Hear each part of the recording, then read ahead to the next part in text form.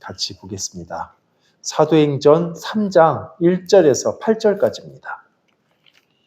사도행전 3장 1절에서 8절입니다.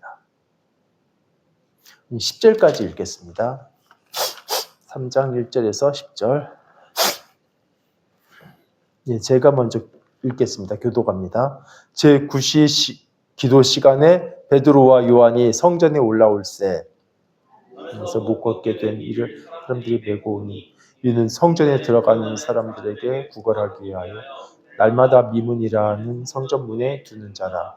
그가 베드로와 요한이 성전에 들어가려 함을 보고 구걸하거늘 베드로가 요한과 더불어 주목하여 이르되 우리를 보라 하니 그가 그들에게서 무엇을 얻을까 하여 바라보거늘 베드로가 이르되 은과 금은 내게 없거니와 내게 있는 그것을 내게 주노니 나사렛 예수 그리스도의 이름으로 일어나 걸으라 하고 오른손을 잡아 일으키니 발과 발목이 곧 힘을 얻고 뛰어서서 걸으며 그리고 함께 성전으로 들어가면서 걷기도 하고 뛰기도 하며 하나님을 찬송하니 모든 백성이 그 걷는 것과 하나님을 찬송함을 보고 그가 본래 성전 미문에 앉아 구걸하던 사람인 줄 알고 그에게 일어난 일로 인하여 심히 놀랍게 여기며 놀라니라. 아멘. 우리 기도하기 전에 잠깐 말씀 나눕니다. 성경에는 수많은 기적들 나오는 거 아시죠? 기적들이 많이 나옵니다. 그래서 오늘날에도 종종 있습니다.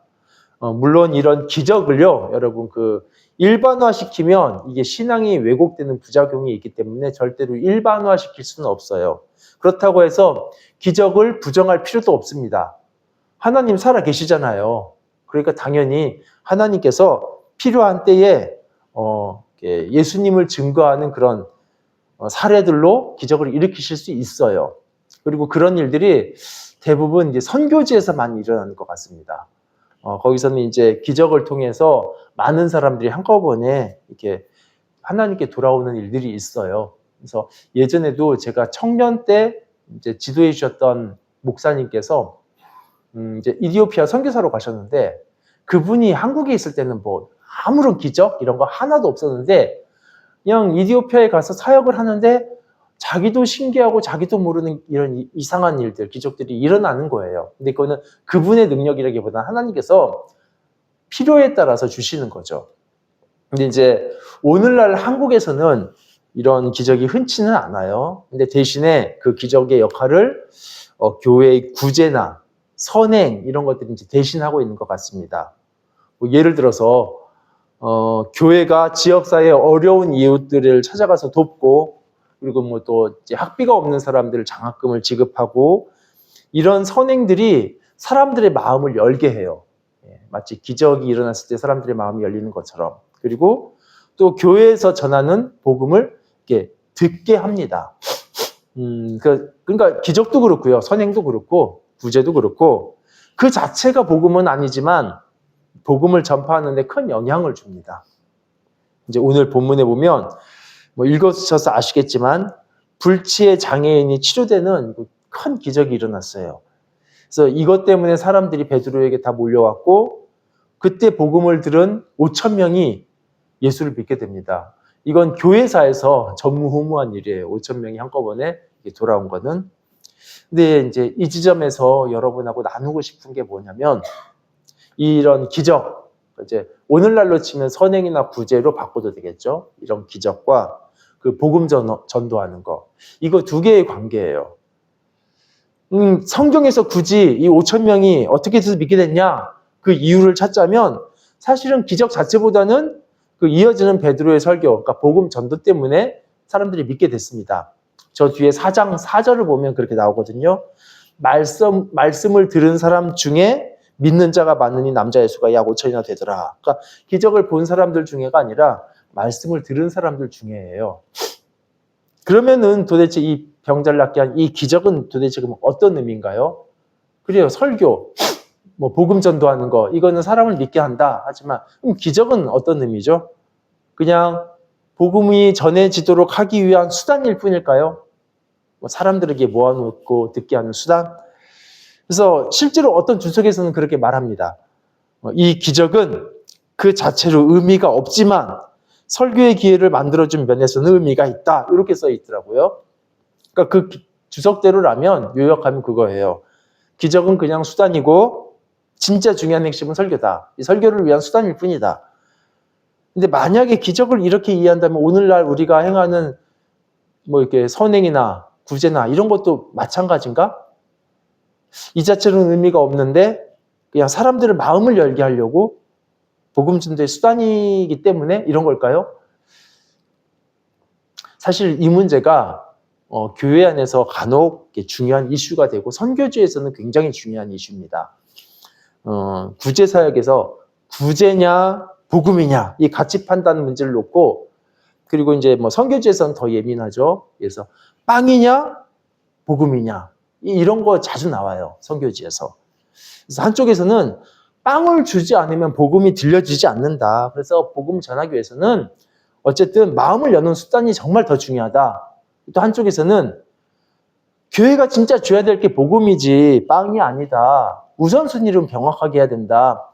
이제 이거 가지고 약간 의견들이 달라요. 근데 이제 우리가 볼 때는 이게 두 개가 서로 반대인 것 같지만 사실 어떤 각도에서 보면 이 두 개가 같습니다.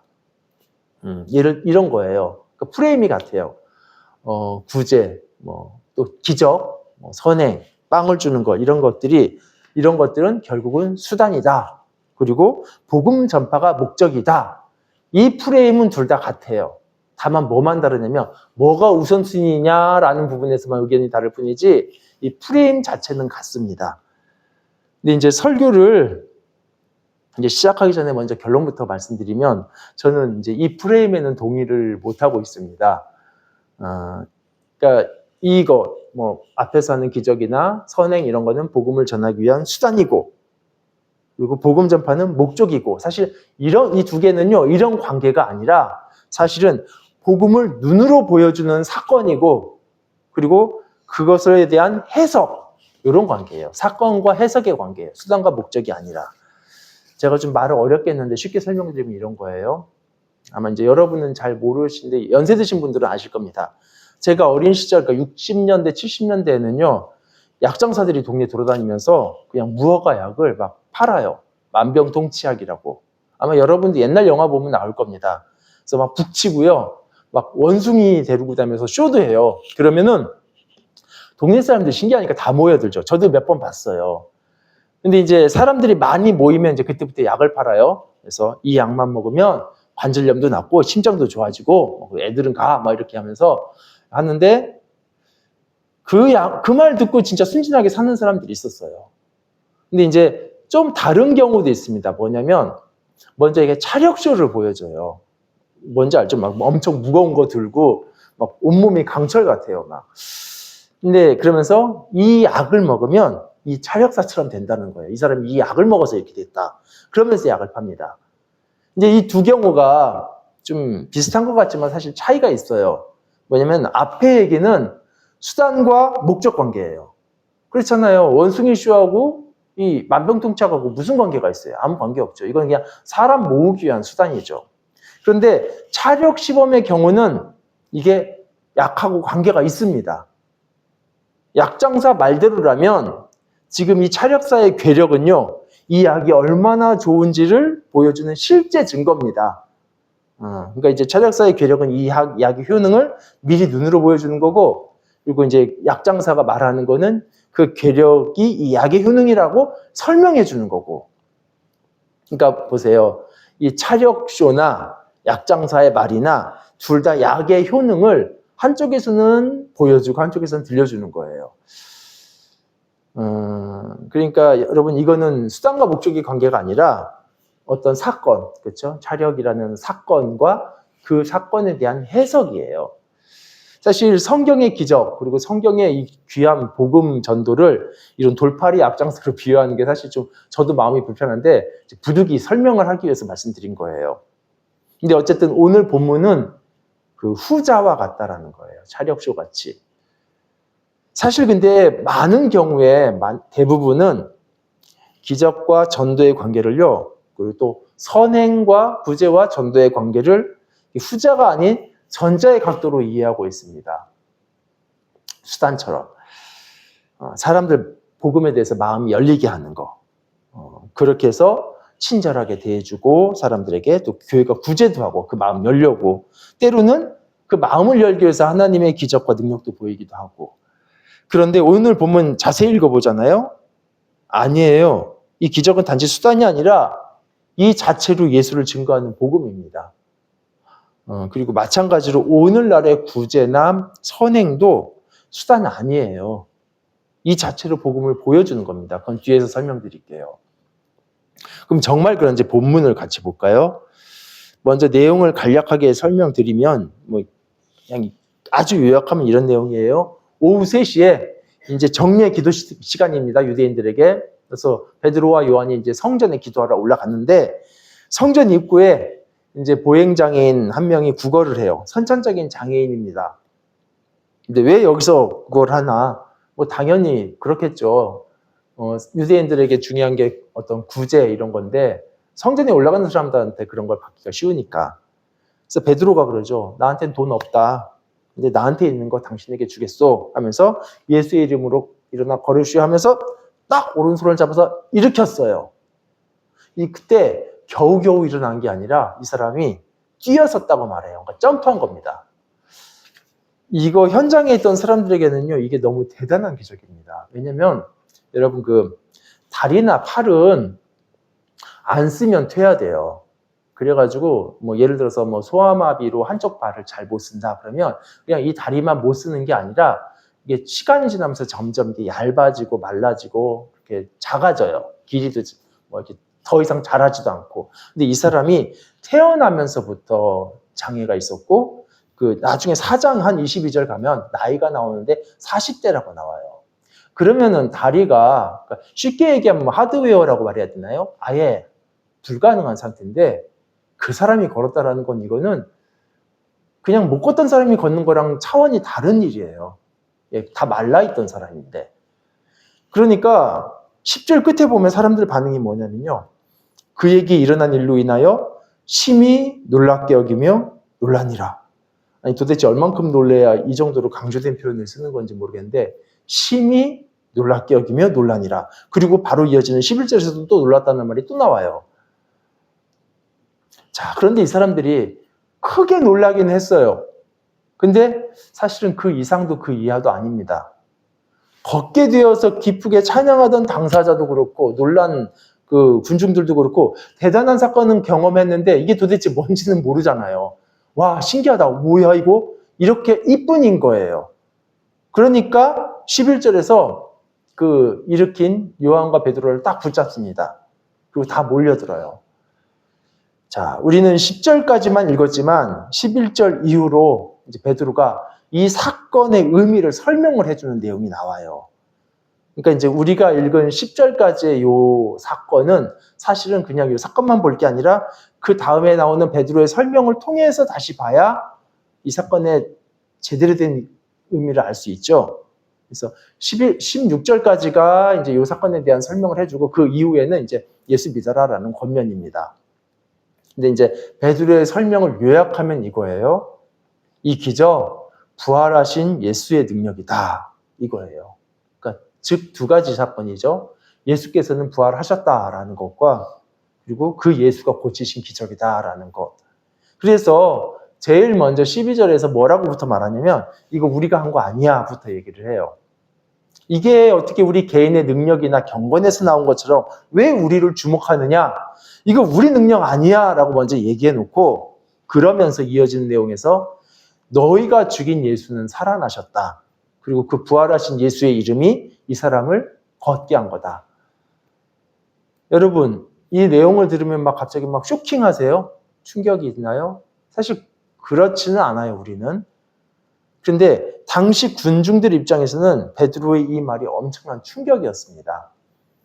왜냐면 아니 이 사람이 낳은 게 지금 예수가 낳게 한 거라고? 그런데 그 사람 얼마 전에 죽은 사람이잖아. 다 알아요. 예수께서 죽으셨다는 거는. 그 베드로 말대로 예수께서 정말 이게 낫게 한 거라면 그럼 그 죽은 예수가 살아났다고 했단 말인가? 이거잖아요. 네, 맞아요. 베드로의 말의 핵심이 바로 그거예요. 너희가 죽인 예수를 하나님께서 살리셨다. 그뿐 아니라 하나님께서 그를 영화롭게 하셨다. 그래서 이 기적은 살아나신 그분의 이름으로 이루어진 기적이다. 여러분, 이 지점부터는요, 장애인이 낳은 이 기적은 단순히 신기한 사건이 아닙니다. 베드로의 말대로라면 이 기적은 지금 얼마 전에 자기들이 죽인 예수가 부활했다는 그 증거고요. 그리고 이거는 여기서부터는 신기한 일을 넘어서 아주 중요한 일이 돼요. 자기들이 죽였던 예수거든요. 그냥 처음에는 놀랍기만 했죠. 근데 이제는 다른 이유로 충격이에요. 뭐냐면 자기들이 죽였던 예수가 살아났다는 거. 그리고 살아났기 때문에만 보여질 수 있는 그런 말로 설명할 수 없는 능력이 나타난 것. 여러분, 이 기적은 처음부터 예수가 살아나셨다는 것의 증거였습니다. 근데 다만 아무도 그걸 알아볼 수 없는데 이거를 베드로의 설명을 통해서 이제 이해하게 된 거예요. 여러분, 오늘 본문에서 일어난 이 기적은요, 전도를 위해서 사람들을 모으는 그 이벤트 같은 기능이 아니라 이 자체로 예수께서 부활하셨다는 것을 증거하는 겁니다. 그래서 만약 예수께서 부활하지 못하셨다, 그렇다면 이런 기적은 일어나지 않았겠죠.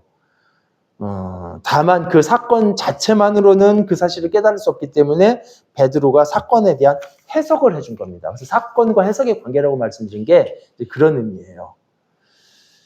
여러분, 5,000명이 회심한 거는요, 와, 저런 대단한 일을 한 베드로가 한 말이니까 우리가 순종해야지 하면서 베드로가 믿으라 하니까 믿는 게 아니에요. 자신들이 죽였던 예수 부활의 증거 앞에 자기들이 세워졌기 때문에 그 두려움, 충격. 그래서 아마 상당수 사람들이 그냥 충격을 넘어서 굉장히 두려워했을 텐데 뭘로 그렇게 알 수 있냐면요. 베드로가 그 사건의 의미를 16절까지 쫙 설명한 다음에 17절에서 바로 분위기를 급전환합니다. 뭐라고 하냐면 너희가 몰라서 그때는 그랬을 거야. 회개하면 돼 하면서 위로의 분위기로 급전환을 해요. 그걸 보면 상당수 사람들이 때박 부활의 증거 앞에서 두려워했던 것 같아요. 자기들이 죽인 예수가 살아났는데. 여러분, 우리도요, 지금 베드로가 설명한 각도에서 베드로의 그 틀로 오늘 기적을 보는 게 정당합니다. 이 기적은 예수께서 살아나셨다는 증거고요. 그리고 그 부활하신 예수께서 지금도 일하고 계신다라는 증거입니다. 주님은요, 지금도 일을 하고 계셔요. 처음에 저희 사도행전 시작할 때 1장 1, 2절 말씀 나눴을 때 기억하시죠? 지상 사역이냐, 천상 사역이냐, 이 사역의 방식만 바뀐 거지, 사실은 주님께서는 복음서에서도 뿐 아니라 사도행전에서도 여전히 일하고 계십니다.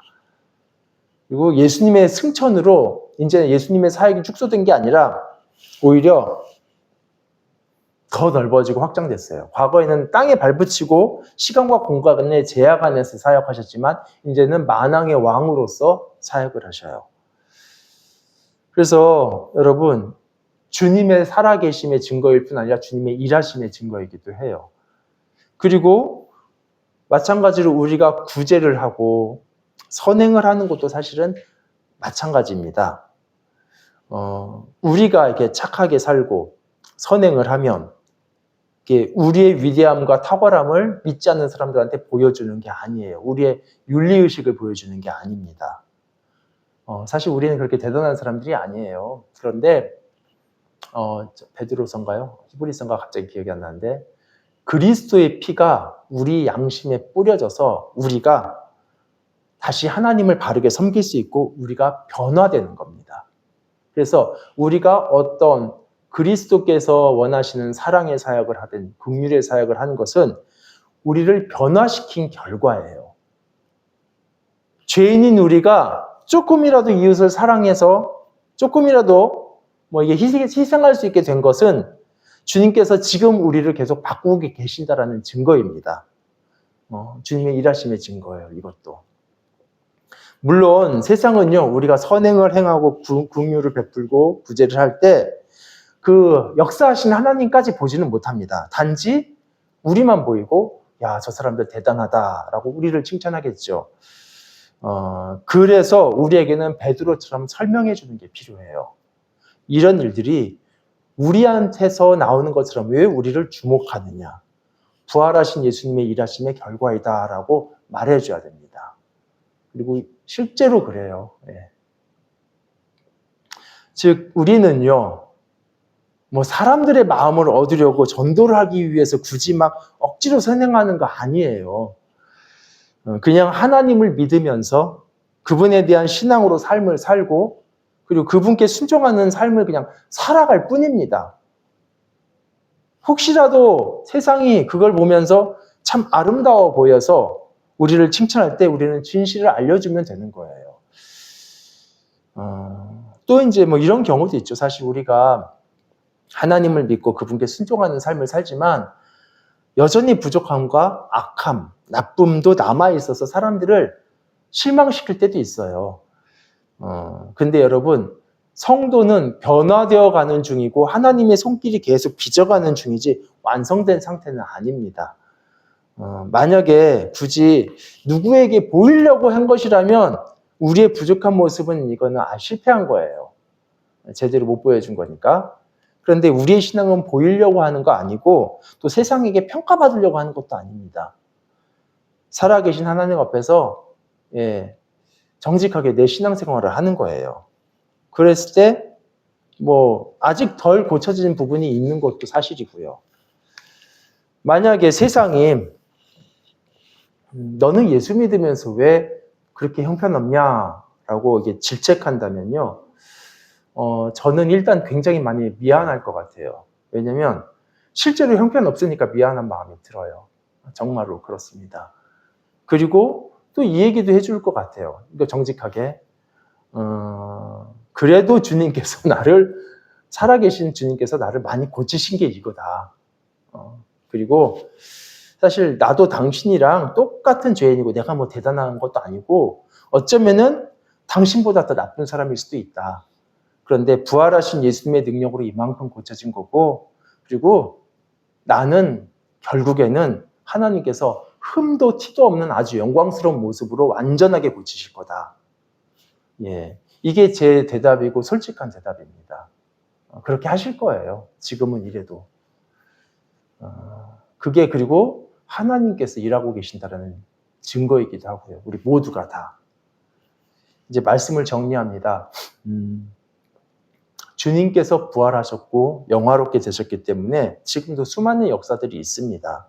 어떤 데서는 뭐 기적의 형태로도 일어나죠. 필요하다면 그렇게 됩니다. 근데 굳이 필요하지 않는데 하나님께서는 그렇게 하지 않으세요. 또 다른 방식으로도 하시고 우리를 통해서도 하시고 그래서 교회를 통해서 기적도 베푸시기도 하지만 또 수많은 사랑과 구제와 긍휼을 베푸시기도 해요. 그랬을 때 우리의 모든 사역 안에서 주님의 손길과 주님의 긍휼을 우리가 볼 수 있어야 돼요. 훌륭한 나를 볼 게 아니라. 그래서 선교지에 가서도 그 선교사님이 얼마나 헌신했는지 사랑했는지 그분의 어떤 탁월함만 보면 안 되고 우리 모두 성도들을 통해서 나타내시는 주님의 긍휼과 사랑, 세상을 향해서 나타내시는 그 사랑을 볼 수 있어야 되고 그것을 설명해 줄 수 있어야 됩니다. 이게 다 주님의 부활의 증거들입니다. 주님의 사랑의 증거이기도 하고요. 그래서 우리에게 필요한 게 뭘까요? 우리에게 필요한 거? 우리는 사람들의 마음을 얻을 만한 그런 이벤트, 기적적인 이벤트가 필요한 게 아니라 우리의 삶에서 예수께서 하시는 것들을 알아보는 눈이 필요하고 그리고 세상에 보여주는 증인의 삶이 필요하고 그 삶을 해석해주는 증언이 필요합니다. 문제는 우리가 이렇게 해줘야 되는데 이거 주님께서 하셨다 말해야 되는데 이거 내가 했어. 우리가 했어. 우리 교회가 최고지. 이렇게 해서 주님을 가려버리면 안타까운 거죠. 그렇게 하면 세상은요. 교회를 높일 거예요. 야 역시 저 교회 대단해. 하지만 예수는 못 봅니다. 물론 우리에게 논리는 있어요. 어떤 논리냐면 아니 우리가 칭찬받고 우리가 선행이 드러나면 당연히 복음 전하는데 유익할 거 아니냐. 그리고 그런 영향력을 가진 우리가 믿으라 하면은 사람들이 많이 믿지 않겠냐. 근데 베드로는 그렇게 안 했다는 겁니다. 사람들이 이렇게 몰려왔을 때 그래 우리가 했어 대단하지 그러니까 내 말 들어 이제 예수 믿어 이런 방식으로 안 했다라는 거예요. 우리가 한 게 아니다라고 말하잖아요. 정직하게 그러니까 예수께서 하신 걸 그냥 정직하게 드러내주고 그리고 그들 스스로가 사건의 본질 앞에 서게 해주고 그래서 그들 스스로가 예수의 부활의 증거 앞에서 스스로 결단하게 해야 됩니다. 네, 우리 기도합시다.